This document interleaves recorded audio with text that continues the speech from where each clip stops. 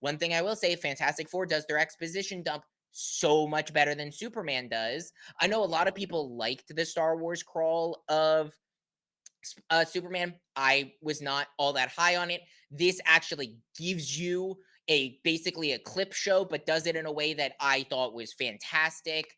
I'm gonna use that word a lot. I'm sorry. I Ah. think if you want an example of how to write a female character and make them feel genuinely amazing, I think that Sue Storm is a apps like she was my standout of this whole movie. And I think it's obvious that with given the role she plays in the plot, that like, yes, she is going to be a very standout character, but they wrote her in such a girl boss way without feeling like I feel like a lot of movies will force that upon you. This felt so natural because they also let all of the Fantastic Four shine pretty evenly. Like all of them got just as Yes. much development as the other. And that was one of my admitted, I don't know if I talked about that, but that was one of my worries. I think that's one of the problems that you face with some of the other Fantastic Four movies is when you have four characters that you have to tell their story, it can be very difficult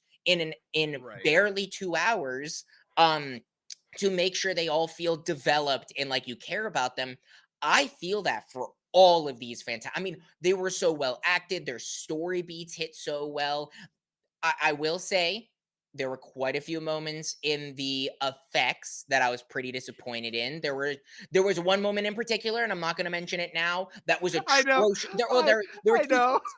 There were two things that were god like actually took me out of the movie bad. It And I was don't so like seeing funny. that.